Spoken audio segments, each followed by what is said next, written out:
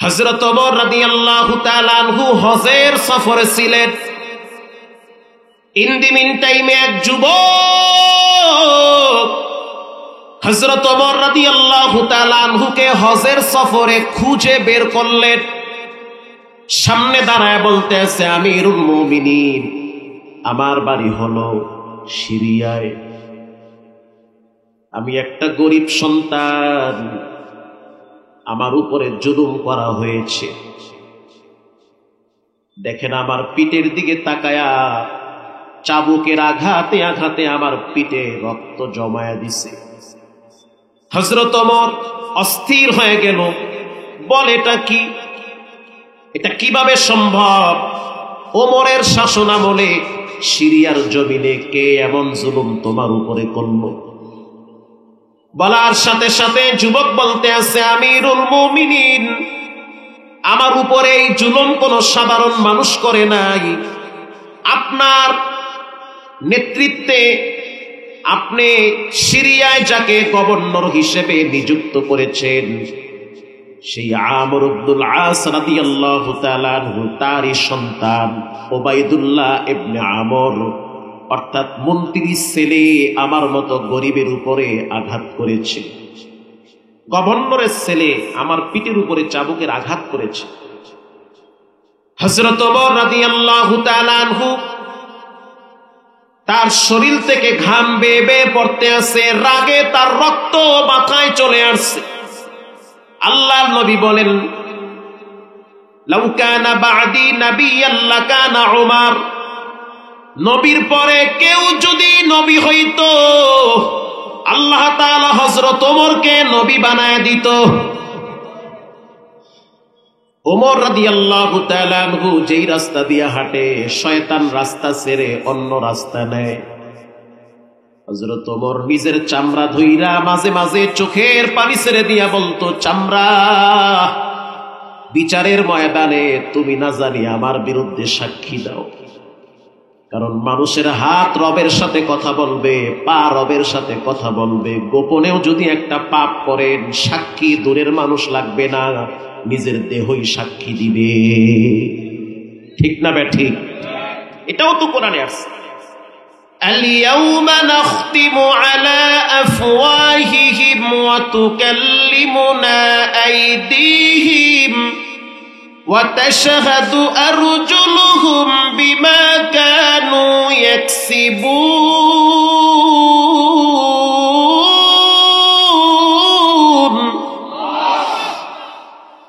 কিয়ামতের ময়দানে হাত সাক্ষী দিবে। আল্লাহ, তুমি তো চাইলে প্যারালাইজ বানায়া দিতে পারতা, কিন্তু না বানায়া সচল রাখছো। রাত জেগে জেগে মোবাইল টিপে টিপে যৌবন নষ্ট করেছে, ফজরের নামাজ পড়ে নাই, আমি হাতেকে অপব্যবহার করছি। হাত সাক্ষী দিবে, পা সাক্ষী দিবে। যাবেন কই চান্দু, কই যাবেন? হযরত ওমর রাদিয়াল্লাহু তাআলা আনহু দ্রুত পুলিশ পাঠায় দিলেন, আর স্পষ্ট জানায় দিলেন, গভর্নর এবং তার ছেলে দুইজনকে আমার আদালতে দাঁড় করাও। আল্লাহু আকবার। মন্ত্রী এবং তার ছেলে, বাপ বেটা দুইটারই আমার আদালতে আনবা, কোনো খাতির নেই। আমাদের সমাজে নিজের মানুষ যদি অপরাধ করে, তখন বলে বেশি করে নাই, ছাইরা দাও। আর যদি আর একজনের কর্মীরা অপরাধ করে, তখন মামলাটা সাজায়া বড় করা হয়। নিজের ছেলে অপরাধ করলে বলে বাচ্চা মানুষ, মাত্র 17 বছর বয়স, আকাম তো করতেই পারে। গরিবের সন্তান যদি অপরাধ করে, তখন ছোট অপরাধটাকে বড় বানায়া শাস্তি দেওয়া হয়। স্বজন প্রীতি। হযরত ওমর রাদিয়াল্লাহু তাআলা আনহু বলল, সিরিয়ার গভর্নর আমর ইবনুল আস রাদিয়াল্লাহু তাআলা আনহু, তাকে এবং তার সন্তানকে আমার কাঠগড়ায় দাঁড় করাও। পুলিশ আর দেরি করে নাই, দ্রুত চলে গেল। সেখানে যাওয়ার পরে গভর্নর আর গভর্নর ছেলে দুইজনকে ওমরের আদালতে দাঁড় করায় রাখছে। এবার ভিকটিমকে বাম পাশে দাঁড় করাইছে। হযরত ওমর রাদিয়াল্লাহু তাআলা আনহু বলল, যুবক, তাকায় দেখো, এই দুইজনকে চিনতে পারো কিনা? বলে হ্যাঁ চিনছি। একজন হলো গভর্নর মন্ত্রী, আর একজন হলো মন্ত্রীর বেটা ওবাইদুল্লাহ বিন আমর। এবার হযরত ওমর রাদিয়াল্লাহু তাআলা আনহু মন্ত্রীর ছেলের দিকে তাকায় বলল, কি ব্যাপার? তোমার বাবা মন্ত্রী বিদায় বাবার গরমে তুমিও তো বুঝি গরম হয়ে গেছো? কথা কর না। তোমার বাপ ক্ষমতায় বসা, তার কারণে তুমি গরম দেখাইয়া প্রভাব খাটাইছো। এই যুবকের শরীরে তুমি হাত দিছো? বলে হ্যাঁ দিছি। ওমরের সামনে কি মিথ্যা কথা বলার সুযোগ আছে? হযরত ওমর রাদিয়াল্লাহু তাআলা আনহু বলল, এই যে আমার উন্মুক্ত তরবারি আছে, সত্য করে বলবা। যদি একটা কথার রং বলো, তোমার বডি থাকবে একদিকে, মাথা থাকবে আর একদিকে, কল্লা উড়ায় দেওয়া হবে। কারণ আল্লাহর জমিনে আল্লাহর দ্বীন প্রতিষ্ঠা হবে কোরআনের আইনের মাধ্যমে। রাগ করতেছেন? একটু বেশি রাগ করে। হযরত ওমর রাদিয়াল্লাহু তাআলা আনহু এবার যুবককে বলতে আছে, চাবুক ল। যুবক এবার থরথর করে কাঁপতেছে। হযরত ওমর রাদিয়াল্লাহু তাআলা আনহু বলল, যুবক কয়টা আঘাত করছে? আমিরুল মুমিনিন 19টা আঘাত করেছে। 19টা আঘাত মন্ত্রীর ছেলের পিঠের উপরে দাও, আর 20 নম্বরের আঘাতটা মন্ত্রীর পিঠের উপরে দাও। কি বুঝলেন? রাসূলুল্লাহ সাহাবী উয়ুনুল হিকায়াত আর ইবনুল জাওজি নিয়ে আসছে। বলার সাথে সাথে এবার যুবক বলতে আছে, আমিরুল মুমিনিন অপরাধ করছে ছেলে, বাপ তো আর অপরাধ করে নাই। হযরত ওমর বলতে আছে, বাবার অপরাধ হলো 2টা। প্রথম অপরাধ, তিনি গরিবদের নিরাপত্তা দিতে কেন ব্যর্থ হয়েছে। আস্তে বলবেন না, জোরে বলেন। এই আইন কি মানুষের তন্ত্র মন্ত্র দ্বারা জমিনে প্রতিষ্ঠা হবে, না কোরআনের আইন লাগবে? এইটা কইলে আপনি কইবেন হুজুর বুঝি রাজনীতির কথা। আমি কি রাজনীতির কথা কইছি? আমি তো রাজনীতি বুঝি না। হযরত ওমর রাদিয়াল্লাহু তাআলা আনহু বলল, বাবার দ্বিতীয় অপরাধ, সন্তান কেন বখাটে হইল, সন্তান কেন বেয়াদব হইছে, সন্তান কেন উশৃঙ্খল হইল, বাবার ক্ষমতা সন্তান কেন গরিবের উপরে খাটাইতে যায়। এজন্য বাবার পানিশমেন্ট হলো বাবার পিঠের উপরে আরেকটা আঘাত করবা। বলার সাথে সাথে আমর ইবনুল আসের চোখের পানি দরদর করে পড়তেছে। আর যেই যুবকের পিঠে আঘাত করছে সে বলতে আছে, আমিরুল মুমিনিন বিচার হয়ে গেছে, আমি বিচার পাইছি, আমাকে মাফ করে দেন। আমি তাদেরকেও মাফ করে দিয়েছি, বিচার পেয়ে গেছি আমি, আর বিচার লাগবে না। হযরত ওমর রাদিয়াল্লাহু তাআলা আনহু ইনসাফের ব্যাপারে এতটাই শক্ত ছিল। আল্লাহ আমাদের সকলকে ন্যায় নীতি এবং ইনসাফের পক্ষে থাকার তৌফিক দান করেন। কষ্ট হয় আপনাদের? কে কে ঘুমায় গেছেন একটু হাত তুলে আল্লাহকে দেখান। আপনারা কি ঘুমায় গেছেন? তা হাত তুলে দিয়ে আল্লাহরে দেখাইতেছে, মাশাআল্লাহ। ওটা তালে তালে ভুলে হয়ে গেছে। সমাধান চাও যদি জীবনে মরণে, ফিরে যাও খুঁজে নাও চোখ রাখো কোরআনে। সমাধান, ও সমাধান, সমাধান চাও যদি জীবনে মরণে, ফিরে যাও খুঁজে নাও চোখ রাখো কোরআনে। সমাধান, তবেই পাবে সুখ শান্তির ঠিকানা, যদি মেনে নাও তুমি মনে প্রাণে। সমাধান, ঠিক না ঠিক? সমাধান চাও যদি জীবনে মরণে, ফিরে যাও খুঁজে নাও চোখ রাখো কোরআনে। সমাধান, এ বাণী সকলের নয় শুধু মুমিনের, যারাই চলবে মেনে ফল পাবে কোরআনে। এ বাণী সকলের নয় শুধু মুমিনের, যারাই চলবে মেনে ফল পাবে কোরআনে। ঘরে বলো কিবা রাষ্ট্রে বলো, অশান্তি দূর করে শান্তি আনে।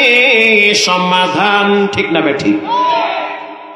সমাধান চাও যদি জীবনে মরণে, ফিরে যাও খুঁজে নাও চোখ রাখো কোরআনে।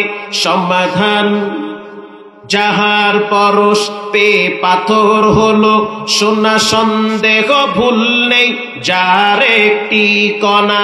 কোনো ভুল আছে? যাহার পরশ পেয়ে পাথর হলো, সোনা সন্দেহ ভুল নেই যার একটি কণা। এ যে একে বিপ্লব পিছে ফেলে যত সব, এগিয়ে চলে সে যে অগরপনে। সমাধান সমাধান চাও যদি জীবনে মরণে, ফিরে যাও খুঁজে নাও চোখ রাখো কোরআনে। সমাধান ও সমাধান, আমরা চাই কোরআনের মাধ্যমে সব সমস্যার সমাধান হোক। আরো জোরে বলেন ঠিক না ব্যাঠিক? কোরআনুল কারীমের বিভিন্ন সূরার উপরে আল্লাহ কসম করেছেন বস্তুকে সামনে নিয়ে।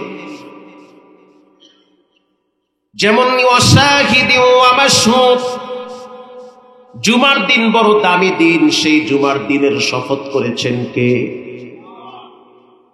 এরকম রব্বুল আলামিন সূরা ৩ এর ভিতরে ৪টা শপথ করেছেন। ওয়াত্তিনি ওয়াজ্জাইতুন ওয়া তুরি সিনিনা ওয়া হাদাল বালাদিল আমিন। এরকম শপথ করার পরে রব্বুল আলামিন বলেন ওয়াল আসরি ইন্নাল ইনসানা লাফি খুসর। সময়ের শপথ। সময় বড় দামি জিনিস।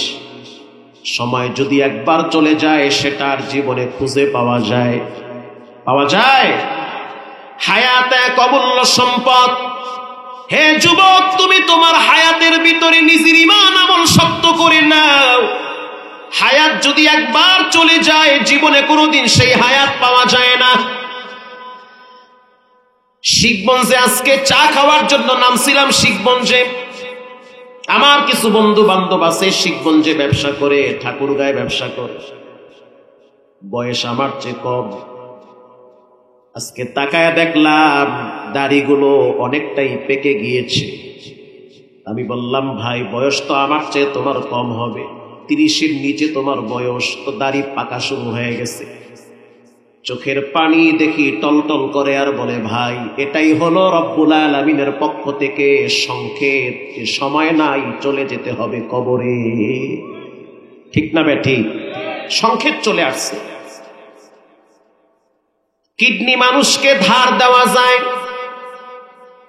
মানুষ মানুষকে হাড্ডি দিতে পারে। পোস্টমর্টমের মাধ্যমে মানুষের দেহের অনেক পার্টস পাতি মানুষের দেহে লাগায়, কিন্তু হায়াত এমন দামি সম্পদ, ওটা কেউ কাউকে দিতে পারে না। হায়াত যে দেয় সে নিয়ে যায়, মাঝখানে কেউ এটার ভাগীদার হয় না।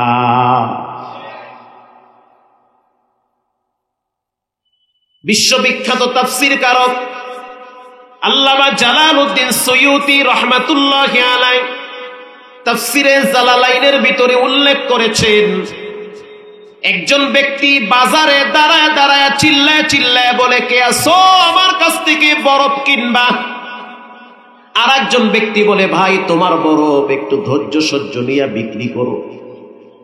তখন বরফের মালিক বলতে আছে, তুমি তো তোমার জায়গায়, আমি তো আমার জায়গায়, তুমি বুঝবা কি আমার প্যারা? কথা কম না কেন? তুমি আমার প্যারা বুঝবা কি? সন্ধ্যার টাইমে বাজারে গেলে দেখবেন অনেক মাছওয়ালা ডাক দেয়, ও ভাই অল্প দামে মাছগুলো ছেড়ে দিব, নিয়ে যাও। কারণ সে জানে মাছের গন্ধ পচা শুরু হয়ে গেছে, তাড়াতাড়ি ছাড়তে পারলেই বাসি, নিয়ে তাড়াতাড়ি রান্না বাজা খেয়ে নাও। দেরি হয়ে গেলে দাম পাওয়া যাবে না, গন্ধ শুরু হবে, ফালায় দেওয়া লাগবে। আল্লাহর ওলি বলতে আছে, আমার বরফ আমি বিক্রি করার জন্য বাজারে আসছি। বরফের চরিত্র হলো গলে গলে পানি হয়ে যাওয়া, আর এটার সাথে আমার মূল পুঁজি ইনভেস্ট করা আছে। বলে লাভ আগে না পুঁজি আগে? পুঁজি আগে। যদি বরফ গলে যায় আমার পুঁজিও শেষ, আমার লাভও শেষ। ঠিক না ব্যাঠিক? যেই ব্যক্তি প্রশ্ন করলো, ভাই এত অস্থির কেন হয়ে গেলেন বিক্রি করার জন্য? বরফের মালিক বলতে আছে গলে গলে পানি হয়ে যাচ্ছে, পুঁজি শেষ হয়ে যাবে। যে প্রশ্ন করলো সে এবার বলতে আছে, ভাই তোমাকে প্রশ্ন করার মাধ্যমে আমি আমার জীবনের অনেক কিছু ভুল সংশোধন হয়ে গেছে। এক নম্বরে আমি টের পাইছি তোমার বরফ নিয়ে তুমি যেমন বিপদে আছো, টেনশনে আছো, আল্লাহর কসম এর চেয়ে বেশি বিপদে আছি, টেনশনে আছি আমি আমার হায়াত নিয়া। শেষ হয়ে যাচ্ছে, আস্তে আস্তে নয়, দ্রুত শেষ হয়ে যাচ্ছে। এজন্য রব্বুল আলামিন বলেন ওয়ালা আস, সময়ের শপথ, ইন্নাল ইনসানা লাফি খুসর, অধিকাংশ মানুষ ক্ষতির ভিতরে নিমজ্জিত আছে। অধিকাংশ মানুষ তারা নির্বিঘ্নে নামাজের টাইমও দেখি চায়ের দোকানে বসে বসে টিভি নিয়ে ব্যস্ত আছে। কথা কন না কেন? মসজিদে নামাজ হচ্ছে কোনো খবর নাই, এত বড় বড় দাড়ি নিয়ে আসে বিড়ি আর টিভি আর চায়া নিয়ে ব্যস্ত আছে। আবার অনেক কিশোর, অনেক তরুণ তরুণী, যুবক যুবতীরা প্রতিদিনের অধিকাংশ সময়টা পাবজি, ফ্রি ফায়ার, টিকটক নিয়ে হায়াত নষ্ট করতেছে। অথচ ডানে বামে তাকাইলে দেখা যায় আল্লাহ তাআলা অসংখ্য যুবককে মরণভেদী রোগ দিয়ে হসপিটালে ফালায়া রাখছে। কথা কন না কেন? যুবক ভাইরা আমার, মুরব্বী বাবারা সতর্ক হয়ে যান। রবের সংকেত হলো অধিকাংশ মানুষ ক্ষতিগ্রস্ত। ক্ষতির থেকে মুক্তি কারা পাবে? রব্বুল আলামিন আপনি জানায়া দেন। আল্লাহ বলেন ইল্লাল্লাযীনা আমানু ওয়া আমিলুস সালিহাত,